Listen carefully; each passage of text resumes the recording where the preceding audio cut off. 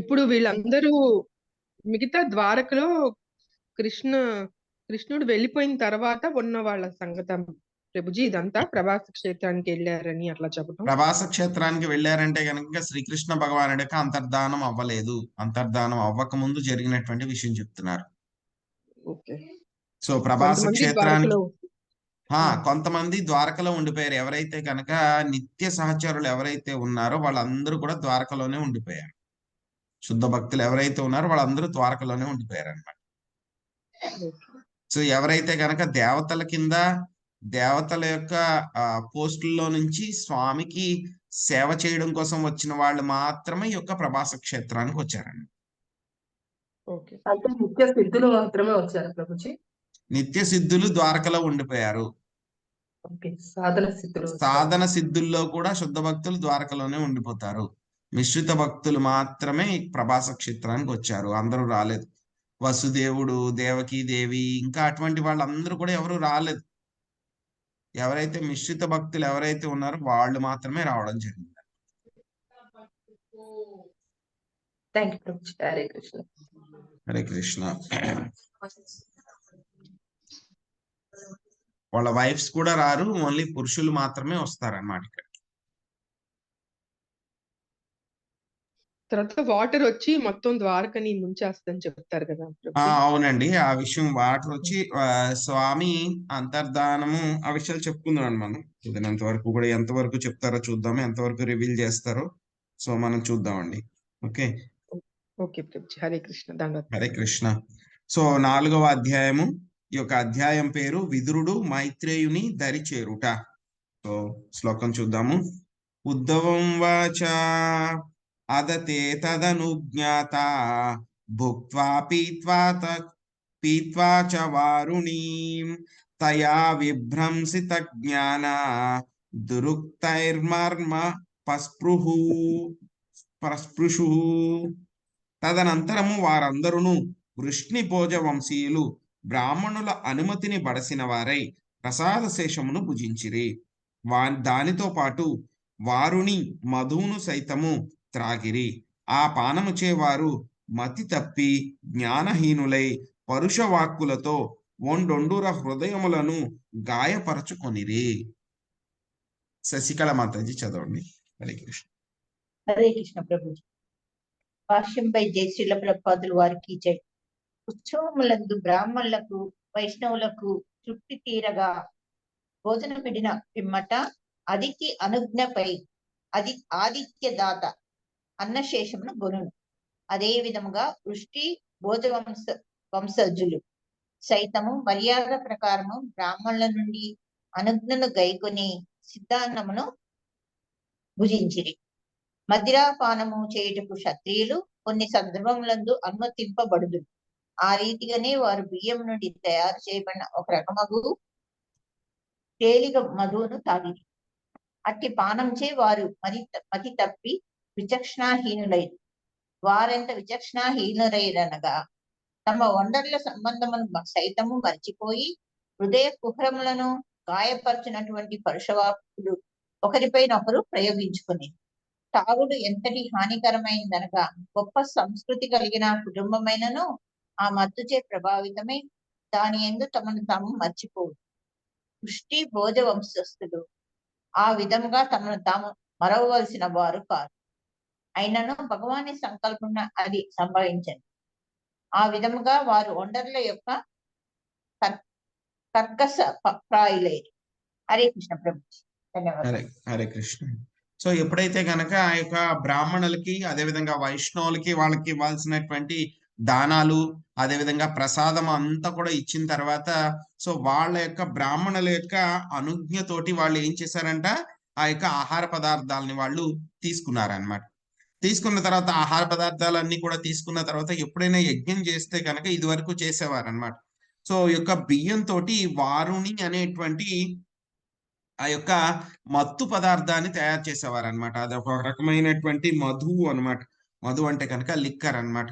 So దాన్ని తయారు చేసేవాళ్ళు అనమాట. సో క్షత్రియులకి ఏంటంటే కనుక ఒక్కొక్కసారి అటువంటి మధువుని తీసుకోవడానికి వాళ్ళకి పర్మిషన్ ఉండేటువంటిది అనమాట. సో వాళ్ళు ఎప్పుడైతే కనుక ఈ విధంగా మధువును తీసుకున్నారో వాళ్ళందరూ కూడా ఏమైపోయారు, మతి తప్పి వాళ్ళకి ఆ యొక్క ఇంటెలిజెన్స్, బుద్ధి అనేటువంటిది కోల్పోయి వాళ్ళు విచక్షణాహీనులయ్యారనమాట. సో విచక్షణాహీనులై వాళ్ళు ఏం చేస్తున్నారు, ఒకళ్ళతో ఒకళ్ళు చాలా పరుషంగా మాట్లాడుకుంటారనమాట. వాళ్ళిద్దరి మధ్య ఎటువంటి మంచి సంబంధం ఉంది, ఒకళ్ళకొకళ్ళు ఏ విధంగా సాయం చేసుకుంటున్నారు, సో ఎంత మంచి వాళ్ళు అనేటువంటి విషయాన్ని వదిలి సో ఒకళ్ళనొకళ్ళు వాళ్ళు తిట్టుకోవడం మొదలు పెట్టారు. తిట్టుకోవడం కూడా కాదు, వాళ్ళు ఏం చేశారంటే ఎంత చాలా కఠినంగా మాట్లాడుకున్నారంటే గనక వాళ్ళ యొక్క హృదయాలు గాయపడేటంతగా వాళ్ళు ఒకరినొకళ్ళు నిందించుకున్నారనమాట. అక్కడ యాక్చువల్గా చెప్తారన్నమాట. సో ఎలాగ డిస్కషన్ మొదలవుతుంది అని అంటే గనక అక్కడ సాత్యకి అదే విధంగా ఇంకొక అతనికి కూడా ఆ యొక్క డిస్కషన్ మొదలవుతుంది అనమాట. సాత్యకి కృతవర్మకి మధ్యలో మొదలవుతుంది అనమాట. సో మనకి తెలుసు కదండి, సాత్యకి ఎవరి పక్షాన్ని పోరాడాడు,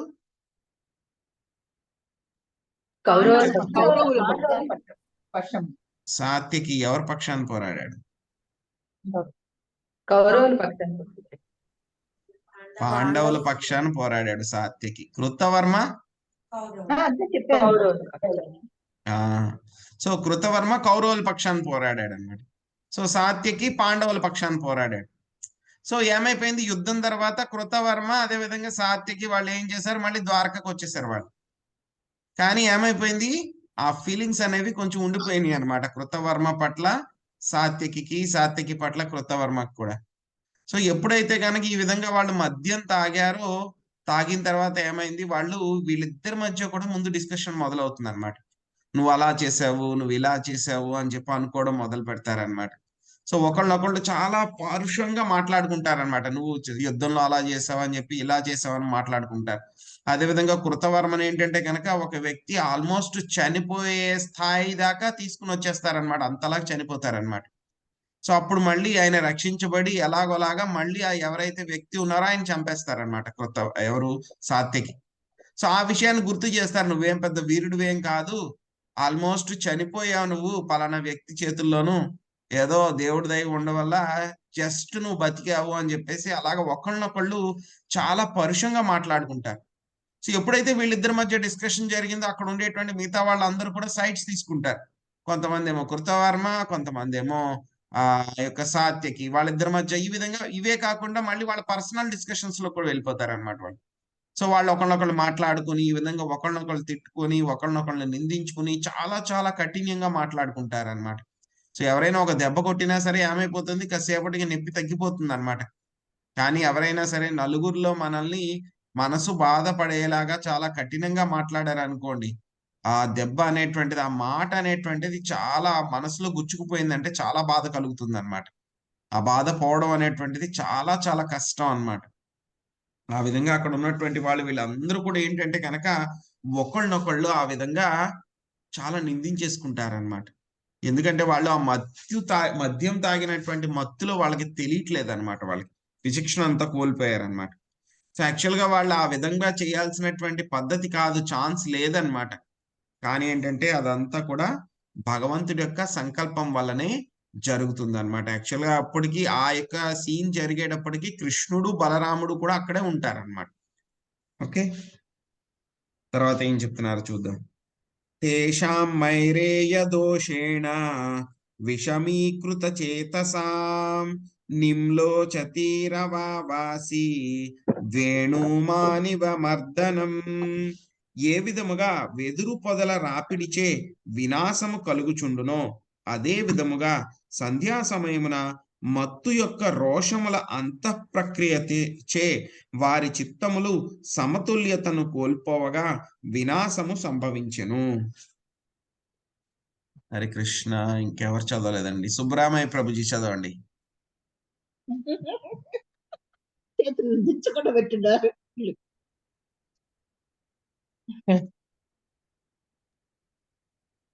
కళ్యాణి మాత చదవండి. ఓకే, హరే కృష్ణ.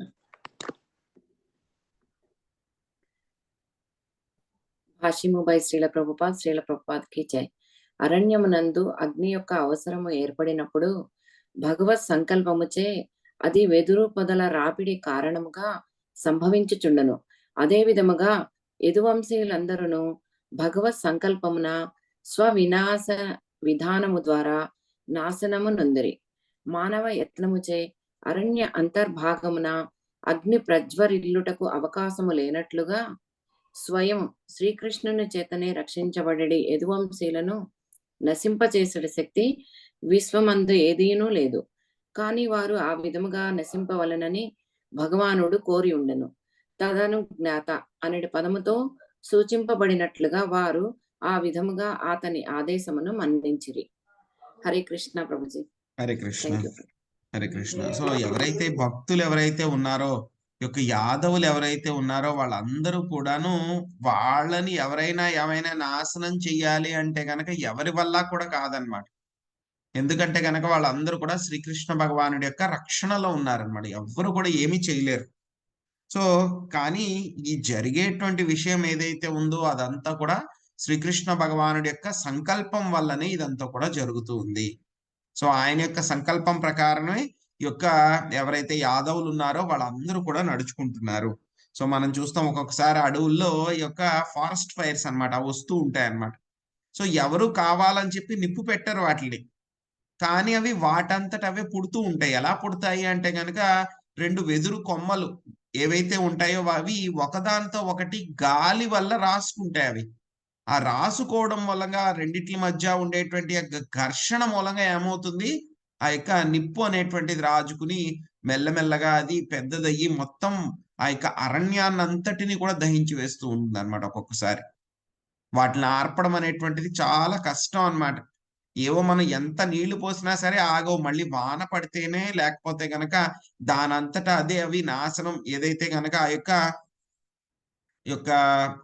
ఇంకా కాల్చవలసింది ఏమీ లేకుండా దానికి కావాల్సిన ఇంధనం అయిపోతే కనుక ఆగుతాయి, కానీ లేకపోతే అవి ఆగడం అనేటువంటిది చాలా చాలా కష్టం అన్నమాట. సో ఆ విధంగానే స్వామి యొక్క సంకల్పం మూలనే ఏమవుతుంది, అంత ప్రక్రియ ద్వారానే వాళ్ళందరూ కూడా ఆ విధంగా ఆ యొక్క మనస్సమతుల్యాన్ని వాళ్ళు కోల్పోయారు అని చెప్పి చెప్తున్నారు అన్నమాట. భగవాన్ స్మాత్మ మాయా గతిం తామవలోక్య సా సరస్వతీముపస్పృశ్య వృక్షమూలాముపాస విశద్. పూర్ణ పురుషోత్తముడగు శ్రీకృష్ణ భగవానుడు తన వంశం యొక్క అంతమును అంతరంగ శక్తి ద్వారా భవిష్యత్ దర్శనము కావించిన పిమ్మట సరస్వతీ తటమునకేగి జలమున చమించి ఒక వృక్ష మూలమున కూర్చోండెను. సో ఏమవుతుంది, వీళ్ళు ఈ విధంగా కొట్టుకుంటూ ఉంటారన్నమాట. సో మనము ఇంతకు ముందు చెప్పుకున్నాం, వాళ్ళకి ఎవరైతే బ్రాహ్మణులు ఉన్నారో వాళ్ళు ఒక శాపం ఇస్తారో అని చెప్పి చెప్పుకున్నాం మనం. ఆ యొక్క శాపం వలన సాముడి యొక్క గర్భం నుంచి ఒక ముసలం పుడుతుంది అనమాట. ఒక ఐరన్ రాడ్ లాంటిది అనమాట, ముసలం అంటారు. సో వెంటనే వీళ్ళందరూ భయపడిపోతారనమాట. ఆ యొక్క రాకుమారులు ఎవరైతే ఉన్నారో వాళ్ళందరూ కూడా భయపడిపోయి పరిగెత్తుకుని వెళ్ళి ఆ యొక్క ఉగ్రసేన్ మహారాజు సభలో ఉంటే కనుక అక్కడికి వెళ్ళి ఆయన దగ్గరికి తీసుకుని వెళ్ళి విషయాన్ని చెప్తారనమాట. ఈ విధంగా నారదముని మిగతా వాళ్ళందరినీ కూడా మేము ఈ విధంగా పరిహాసం చేశాము, చేయడం మూలంగా వాళ్ళు ఒక ముసలం పుడుతుంది అని చెప్పారు. సో ఆ యొక్క ముసలం వల్లనే మన యొక్క యాదవ్ వంశం అంతా కూడా నాశనం అయిపోతుంది అని చెప్పారంటారు. సో ఆ యొక్క ముసలం కూడా వచ్చేస్తుంది, దాన్ని కూడా చూపిస్తారనమాట అతను. సో వెంటనే ఉగ్రసేన్ మహారాజు అయ్యో దీని వల్లనే మనకి నాశనం అవుతుంది కాబట్టి దీన్నే నాశనం చేసేద్దాం మనము అని అంటారు అనమాట. సో ఏం చేస్తారు, ఆ యొక్క ఏదైతే ముసలం ఐరన్ రాడ్ ఏదైతే ఉందో దాన్ని బాగా అరగదీసేయమంటారు అనమాట. అరగదీసి పౌడర్ కింద చేసేయమంటారు. ఫుల్ గా చిన్న చిన్న పౌడర్ కింద ముక్కలు కింద చిన్న పౌడర్ కింద చేసేయమంటారు. వాళ్ళు ఎంత అరగదీసేసిన తర్వాత ఏమవుతుంది, అరగదీసేసి మొత్తం దాన్ని అంతటిని కూడా సముద్రంలో కలిపేయమని చెప్తారు. సముద్రంలో సో ఎంత అరగదీసినా సరే ఒక చిన్న మొక్క ఉండిపోతుంది కదండి. బాగా చిన్నది అయిపోయిన తర్వాత ఏదైనా మనం అరగదీస్తుంటే కనుక తెలుస్తుంది మనకి. ఏదైనా ఒక చందనం కానీ కట్టె కానీ లేకపోతే వేరే ఏమైనా చేస్తుంటే మనకు తెలుస్తుంది, చివరిలో చిన్న మొక్క ఉండిపోతుంది. దాన్ని ఎవరు ఇంకా అరగదీయలేరు, చిన్నదాన్ని. దాన్ని యాజ్ ఇట్ ఈస్ అలాగే పాడేస్తారన్నమాట. సో ఆ పాడేసిన చివరి ముక్క ఏమవుతుందంటే కనుక ఒక చేప మింగేస్తుంది అనమాట. ఈ మిగతా పౌడర్ ఏదైతే ఉందో అదంతా కూడా సముద్రంలో కలిపేశారు కదా, అదంతా కూడా వెళ్ళి ఆ యొక్క ప్రభాస క్షేత్రానికి వచ్చేస్తుంది. అదంతా పౌడర్ అంతా కూడా వచ్చేసి అక్కడ ఏమవుతాయి, కొన్ని వెదురు చెట్లు లాంటివి ఉంటే కనుక వాటికి అంతా కూడా అంటుకుపోతాయి అన్నమాట. అంటుకుపోయి అవన్నీ కూడా చాలా షార్ప్ గా తయారవుతాయి అన్నమాట. సో ఎప్పుడైతే గనక కొన్ని నెలల తర్వాత ఎవరైతే ఉన్నారో వీళ్ళందరూ కూడా ప్రభాస క్షేత్రానికి వచ్చినప్పుడు ఈ విధంగా పరుషమైనటువంటి వాక్యాలన్నీ కూడా మాట్లాడుకుంటున్నారు కదండి, గొడవ జరుగుతుంది కదా. అప్పుడు వాళ్ళకి కొట్టుకోవడానికి ఏమి ఉండవు అక్కడ, ఎందుకంటే అన్ని ద్వారకల వాళ్ళే యుద్ధానికి రాలేదు, ఏదో యజ్ఞం చేయడానికి దానం చేయడానికి వచ్చారనమాట. కానీ కొట్టుకోవడానికి ఏం లేకపోతే గనక ఆ యొక్క ముసలం నుంచి వచ్చినటువంటి పౌడర్ అంటుకున్నటువంటి ఆ కట్టెలు దొరుకుతాయి వాళ్ళకి, వాటిని తీసుకుని వాళ్ళు కొట్టుకోవడం మొదలు పెడతారు. అంటే ఆ ముసలంలో ఉండేటువంటి పౌడర్ ద్వారా ఉన్న షార్ప్ ఎడ్జెస్ ఏవైతే ఉన్నాయో అవి కలిగినటువంటి కట్టెలు తీసుకుని, ఆ యొక్క వెదురు చెట్లు లాంటివి అనమాట, తీసుకుని ఒకళ్ళనొకళ్ళు కొట్టుకుని వాళ్ళందరూ కూడా మరణిస్తారనమాట. సో అంతేకాకుండా వాళ్ళు ఏం చేస్తారు, అక్కడే ఉన్నటువంటి కృష్ణ బలరాముల మీద కూడా వాళ్ళు అటాక్ చేస్తారు. సో మరి అటాక్ చేస్తే కనుక ఏదో ఒకటి చేయాలి కదా, అందుకని కృష్ణుడు బలరాముడు కూడా మళ్ళీ వాళ్ళందరితో యుద్ధం చేయడం జరుగుతున్నారు. సో ఇది జరిగిన తర్వాత ఏమవుతుంది, మొత్తం వీళ్ళందరూ కూడా నాశనం అయిపోతారు, మిగతా వాళ్ళందరూ కూడా నాశనం అయిపోయిన తర్వాత బలరాముడు ఏం చేస్తారంటే గనక ఆయన ఒక సర్పం రూపంలో వచ్చి, ఒక తెల్లని సర్పం రూపంలో ఆయన వైకుంఠానికి వెళ్ళిపోతారనమాట. బలరాముడు వెళ్ళిపోతారు. వెళ్ళిపోయిన తర్వాత కృష్ణుడు ఏం చేస్తారు, ఆయన ఉంటారనమాట అక్కడ ఉండి మెల్లిగా ఆయన అక్కడి నుంచి ప్రభాస క్షేత్రం నుంచి కొంచెం దూరం వచ్చేసి సరస్వతి నదీ తీరం, ఇదంతా కూడా గుజరాత్ కోస్ట్ లో జరిగింది అనమాట. ద్వారకా అంటే కనుక సముద్రంలో ఉంటుంది, సో గుజరాత్ కోస్ట్ లో ఇదంతా కూడా జరిగింది అనమాట. సో అక్కడ సముద్ర తీరాన్ని దగ్గర సరస్వతి నదీ తీరం దగ్గర ఒక వృక్ష మూలం అనమాట. సో యంగ్ బనియాన్ ట్రీ ఏదైతే ఉంటుందో అక్కడ దాని కిందకు వచ్చి ఆయన కూర్చుంటారనమాట. సో ఏమిటి అది, ఏం జరుగుతుందని చెప్పి ఇప్పుడు చూద్దాం.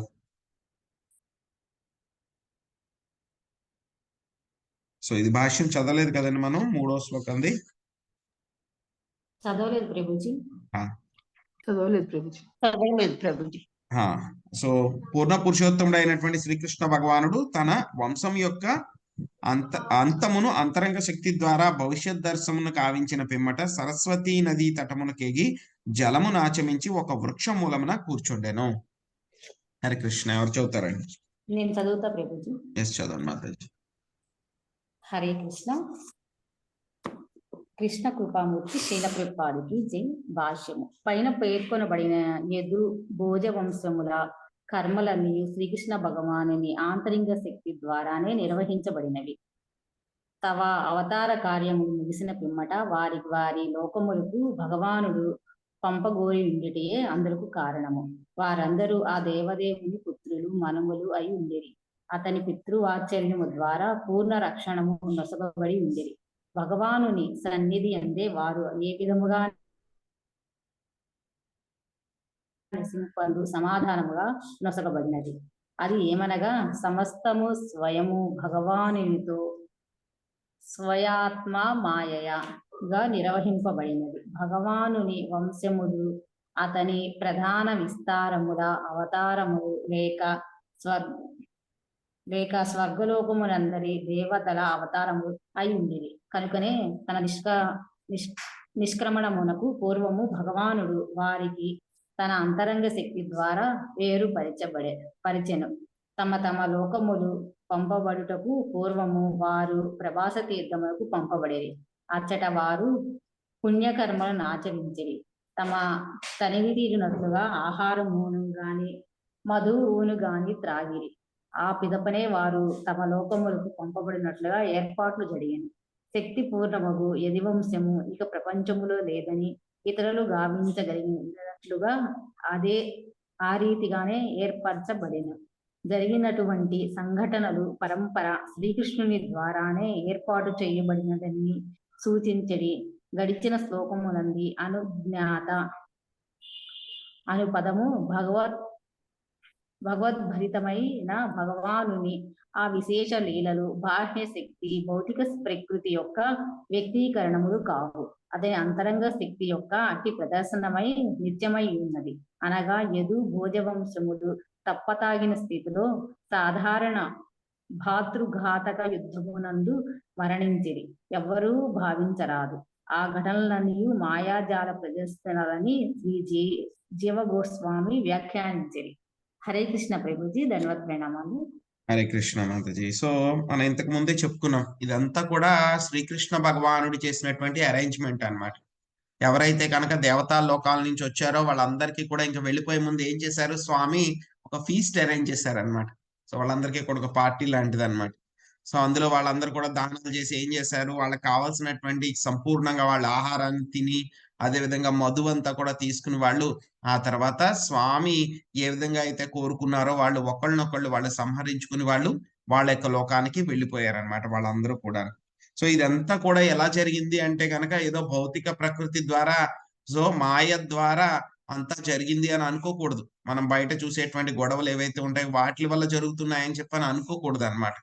సో ఇవన్నీ కూడా ఎలా జరుగుతున్నాయి అంటే గనక స్వామి యొక్క అంతరంగ శక్తిలో ఇవన్నీ కూడా జరుగుతున్నాయి. అంతేగాని వాళ్ళు ఏదో మా బ్రదర్స్ ఏదో కొట్టుకున్నారు, ఒకళ్ళనొకళ్ళు కొట్టుకున్నారు అని చెప్పి మనం ఎప్పుడు కూడా అనుకోకూడదు అనమాట.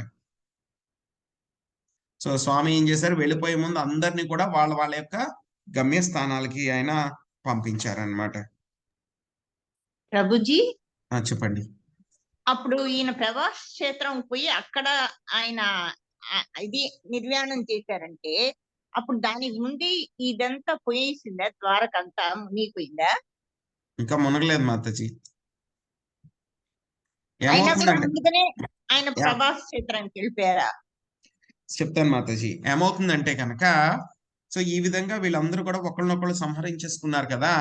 సంహరించుకున్న తర్వాత ఏం జరుగుతుందంటే ఇదంతా కూడా మనకి 11th క్యాంటో చివరిలో వస్తుంది అనమాట. ఏం జరిగిందని ఇంకా చాలా డీటెయిల్డ్ గా వస్తుంది అక్కడ.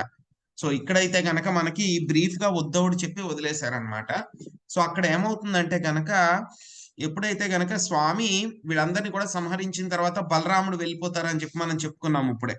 సో ఒక వైట్ స్నేక్ వస్తుంది అనమాట, తెల్లని పాము రూపంలో ఆయన వచ్చేసి సంకర్షణ కదండి, ఆయన వెళ్ళిపోతారనమాట. ఆయన గోలోక బృందావనానికి వెళ్ళిపోతారు, వైకుంఠానికి వెళ్ళిపోతారు. సో వెళ్ళిపోయిన తర్వాత స్వామి దూరంగా వచ్చేస్తారనమాట. వచ్చేసిన తర్వాత స్వామి ఎక్కడికి వెళ్ళినా సరే ఆయనతో పాటు ఎవరు ఉంటారు, దారుకా ఉంటారు, ఆయన చారియట్ డ్రైవర్ ఆయన ఉంటారు కదా. స్వామి ఏం చేస్తారు, వీళ్ళందరినీ కూడా వైకుంఠానికి పంపేసిన తర్వాత ఏం చేస్తారు, స్వామికి ఉన్నటువంటి ఒక ఆయుధాలు ఉంటాయి కదండి, శంకు చక్ర గదా పద్మాలు. అదే విధంగా స్వామి ఎక్కడికైనా వచ్చినా సరే, ఎందుకంటే క్షత్రియుడి కింద ఉన్నారు కాబట్టి ఆయన దారుక ఏం చేస్తారు, ఆయనకు ఉన్నటువంటి ఆయుధాలు, రథము ఇవన్నీ కూడా తీసుకొస్తారనమాట. యాక్చువల్ గా స్వామికి ఉన్నటువంటి ఆయుధాలు, రథాలు ఇవన్నీ కూడా ఎక్కడి నుంచి వచ్చినాయి, అవన్నీ కూడా వైకుంఠం నుంచి వచ్చినాయి, గోలోక బృందావనం నుంచి వచ్చినాయి అనమాట. స్వామి ఏం చేస్తారు, ఆయన దారుక ఉంటారు. స్వామి దారుక దగ్గరికి వచ్చి అడుగుతారు అనమాట. ఎందుకంటే స్వామి నాకు ఆజ్ఞ ఏంటి అని అడుగుతారు అనమాట. అడిగితే గనక స్వామి ఏం చేస్తారు, ముందుగా ఆ శంకు చక్ర గదా పద్మాలు ఉంటాయి కదండి, వాటిని వైకుంఠం పంపించేస్తారు గోలోక బృందావనానికి. ఆ తర్వాత ఆ రథం ఉంటుంది కదండి, స్వామి యొక్క రథము, అదే విధంగా అందులో ఉన్నటువంటి ఆయుధాలు అవన్నీ కూడా వైకుంఠం పంపించేస్తారు పైకి. అప్పుడు దారుకకు చెప్తారనమాట, ఇంకా ఇక్కడ జరిగినటువంటి విషయం ఏవైతే కనుక జరిగిందో ఆ యొక్క విషయాన్ని ద్వారకలో మిగతా వాళ్ళు ఎవరైతే ఉన్నారో వాళ్ళందరికీ కూడా చెప్పండి, మీరు వెళ్ళి చెప్పండి, నేను కూడా అంతర్ధానం అయిపోతున్నాను. ఆ విషయం కూడా ద్వారకలో ఉన్నటువంటి వాళ్ళందరికి, మిగతా వాళ్ళందరూ కూడా అక్కడ ఉన్నారు కదండి, సో వాళ్ళకి చెప్పండి.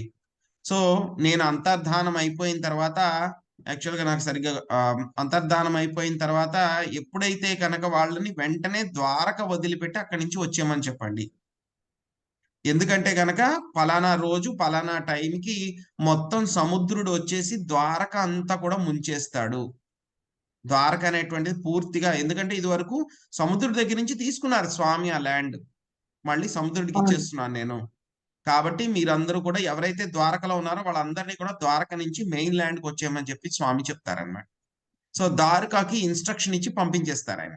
ఎందుకంటే దారుక అంటే కనుక ఆయన కూడా నిత్య పార్షదుడే అనమాట. ఆయన కూడా చారియట్ డ్రైవర్, వైకుంఠంలో కూడా ఆయన చారియట్ డ్రైవర్ ఆయన.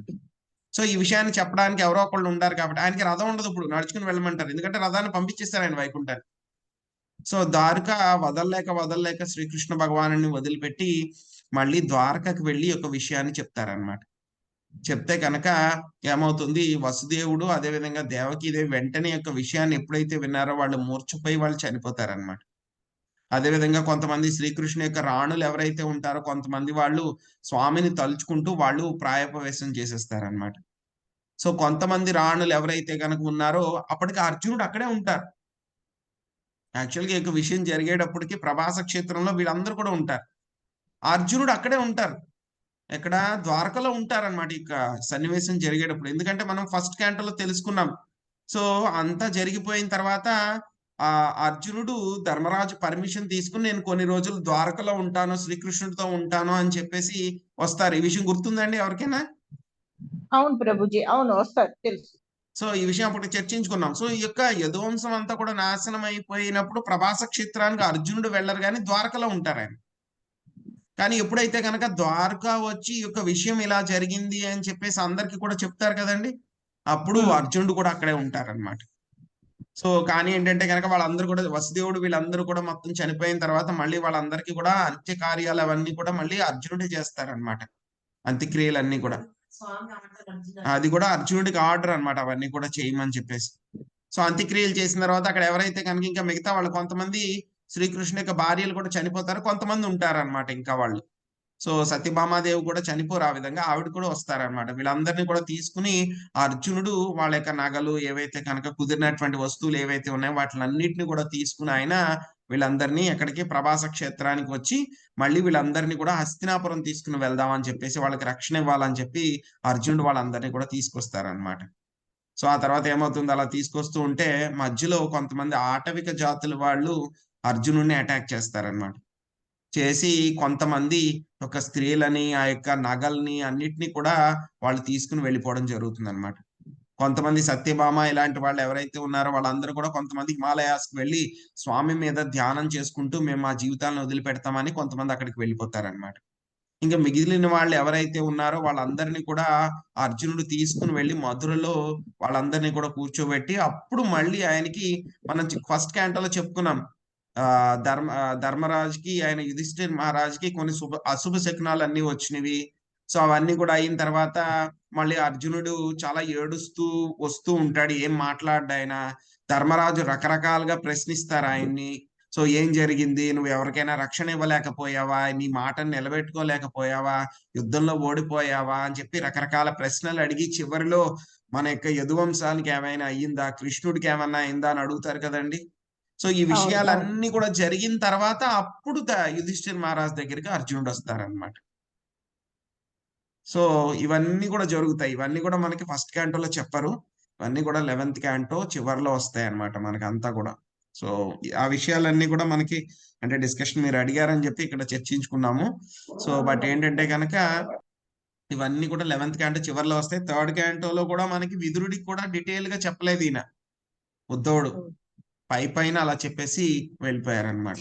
బట్ ఈ విధంగా జరుగుతుంది అనమాట. ఇంకా అక్కడ 11th క్యాంటోలో ఇంకా చాలా డీటెయిల్ గా వస్తుంది అనమాట స్వామి. సో అప్పుడు ఆయన స్వామి వెళ్ళిపోవడానికి ముందు మళ్ళీ అక్కడికి ఉద్ధవుడు వస్తారు. ఉద్ధవుడికి ఏమి ఇస్తారు ఇన్స్ట్రక్షన్, ఉద్ధవుడు మళ్ళీ దారుకాన్ని పంపించేసిన తర్వాత ఉద్ధవుడు వస్తారు. ఉద్ధవుడు వచ్చిన తర్వాత ఆయనకి చెప్తారనమాట ఉద్ధవుడికి, సో నువ్వు బదరికాశ్రమం వెళ్ళిపోయి ఇక్కడ జరిగినటువంటి లీలలు ఏవైతే ఉన్నాయో అక్కడ చాలా మంది గొప్ప ఋషులు మునులు అందరూ ఉన్నారు, వాళ్ళందరికీ కూడా నువ్వు చెప్పు, అక్కడ ఉండు నువ్వు అని చెప్పి చెప్తారనమాట. సో వెళ్ళిపోమని చెప్తారు. వెళ్ళిపోయిన తర్వాత ఉద్ధవుడు వెళ్ళిపోతాడు. వెళ్ళిపోయి మళ్ళీ స్వామిని వదిలిపెట్టలేక మళ్ళీ వెనక్కి వచ్చేస్తాడు. ఆయన స్వామిని వదిలిపెట్టలేక మళ్ళీ వెనక్కి వచ్చేస్తాడు. సో అప్పుడు స్వామి వీళ్ళ యొక్క నాశనం అంతా అయిపోయింది కదండి. అయిపోయిన తర్వాత ఒక చెట్టు దగ్గరికి వచ్చి సరస్వతి నదీ తీరంలో ఒక యంగ్ బనియాన్ ట్రీ అనమాట, ఒక యంగ్ అనమాట.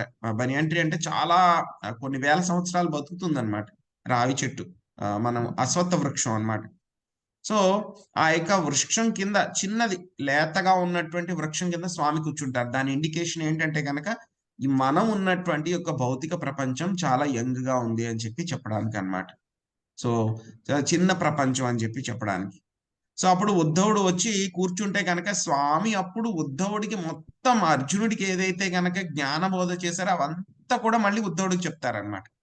అదంతా కూడా మళ్ళీ 11th క్యాంటోలో వస్తుంది.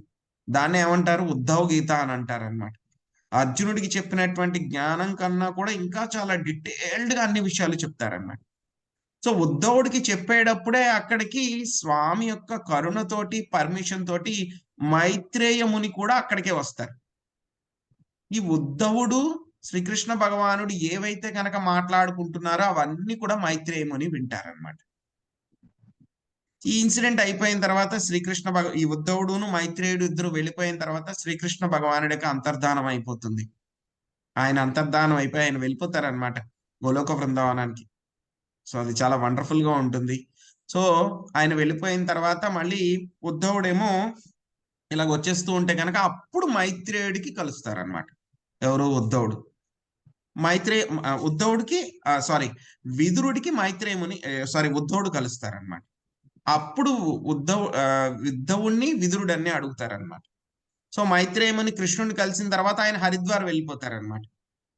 సో ఉద్ధవుడిని కలిసినప్పుడు ఆయన ఇవన్నీ కూడా ప్రవాస క్షేత్రం దగ్గరే ఉద్ధవుడికి విదురుడు కలుస్తారు. ఆయన అడిగినటువంటి విషయాలు, ప్రశ్నలు ఇవన్నీ కూడా ఉన్నాయన్నమాట. ఈ విషయం అయిపోయిన తర్వాత ఇంక నేను మీకు ఇంతకన్నా ఎక్కువ చెప్పలేను అని చెప్పేసి ఏం చేస్తారు, సో మీరు మైత్రేయ ముని దగ్గరికి వెళ్ళండి, ఆయన దగ్గరలోనే ఉన్నారని చెప్పేసి విదురుణ్ణి మైత్రేయ ముని దగ్గరికి పంపించేసి ఉద్ధవుడు బద్రికాశ్రమం వెళ్ళిపోతారు. సో ఇవి టర్న్ ఆఫ్ ఈవెంట్స్ అన్నమాట జరిగినవి. హరే కృష్ణ ప్రభు. హరే కృష్ణ. హరే కృష్ణ. ఈ ఒక బోయవాడు కొడితే బొటన వేలుకి తగిలి ప్రాణం పోయింది అని అంటారు, అది నిజమా ప్రభు? అవును మాతాజీ. సో ఏమవుతుంది, ఎప్పుడైతే గనక ఉద్ధవుణ్ణి అదే విధంగా మైత్రేయముని యొక్క ఉద్ధవ గీత అంతా చెప్పించేసిన తర్వాత స్వామి పంపించేస్తారు. పంపించేసిన తర్వాత ఉద్ధవ్ గీత ఎక్కడ చెప్తారు? ఉద్ధవ గీత ఈ యొక్క సరస్వతి నదీ తీరం దగ్గర చెప్తారు ఆయన. చెప్తారు. ఇప్పుడు చెప్పారు కదండి, ఇక్కడ ఒక చెట్టు కింద సరస్వతి నది తటమున ఒక వృక్షాన్ని ఆశ్రయించి కూర్చున్నారు అని చెప్పారు కదా. సో అక్కడే ఉద్ధవ గీత అంతా చెప్తారు. ఉద్ధవుడు వెళ్ళిపోతాడు, మైత్రేయ ముని వెళ్ళిపోతారు. అప్పుడు ఉద్ధవుడు మైత్రేయ ఇద్దరిని పంపించేస్తారు. మైత్రేయ ముని ఎక్కడికి వెళ్తారు? మైత్రేయ ముని హరిద్వార్ వెళ్తారు. ఉద్ధవుడు ఆయన కూడా బద్రికాశ్రమం వెళ్తూ ఉంటారు. బట్ దారిలోనే ప్రభాస క్షేత్రం దగ్గరనే మా ఉద్ధవుడికి ఈయన మన విదురుడు కలుస్తారండి. ద్వారకాకి వెళ్ళినప్పుడు ప్రభు మాకు తీసుకెళ్ళిండు ప్రభు వాళ్ళు, అక్కడ చూసి వచ్చినాం ప్రభు. ఆ క్షేత్రం చాలా బాగుంది. తను ఆ చెట్టు కింద ఆ బోయవాడు బాణం వేస్తే ఆ ప్రాణం పోయింది అన్నట్టుగా అది ఉంది. అక్కడ టెంపుల్ బాగుంది ప్రభు, వెళ్ళినాం మేము. అవునండి, మేము వెళ్ళలేదు కానీ అదృష్టం ఇంకా రాలేదు. బట్ ఫొటోస్ అయితే చూసాం అనమాట. ఆ ఉద్ధవుడు ఏ విధంగా కలిసిన ప్రదేశము, అదే విధంగా ఎక్కడైతే బోయవాడు ఆయన యొక్క చిటికిన వేల మీద బాణం వేసింది అని చెప్పేసి. సో ఇందాక మనం ఇవన్నీ కూడా గుజరాత్ లోనే ఉన్నాయండి. ఇవన్నీ కూడా ద్వారకా దగ్గర. బోయవాంది కూడా ఒక విగ్రహం లెక్క చేసి పెట్టారు ప్రభు. అక్కడ రావి చెట్టు ఉంది, దాని కిందనే టెంపుల్ కట్టారు. మీరు చూడలేదంటున్నారు ప్రభుజీ. ట్రిప్ వేస్తే బాగుండు ఈ శైలాద్రిపురం తరపున. అప్పుడప్పుడు వాళ్ళు పెడతారు మాతాజీ, ఒకసారి బృందావనం తీసుకెళ్తారు, ఒకసారి ద్వారకా తీసుకెళ్తారు. నేను వెళ్ళున్నాను. ఈసారి మీరు ట్రిప్ వేయించండి శేషాద్రిపురం తరపున, మీరు రండి. అలాగే మాతాజీ, అలాగే మాతాజీ, ప్రయత్నిద్దాము. సో ఏమవుతుందంటే కనుక, అవును మాతాజీ, సో ఏమవుతుందంటే తదనుజ్ఞాత అంటే ఏంటి ప్రభుజీ? ఎక్కడండి? రెండో శ్లోకంలో తదనుజ్ఞాత, మూడో శ్లోకంలో అనుజ్ఞాత అని వచ్చింది. అనుజ్ఞాత తదనుజ్ఞాత అంటే ఏంటి ఆ రెండు వర్డ్స్? అంటే కనుక వాళ్ళు స్వామి యొక్క ఏదైతే కనుక కోరిక ఉందో వాళ్ళు మన్నించి ఆ విధంగా వాళ్ళు ఆదేశాన్ని పాటించారు అని చెప్తున్నారు.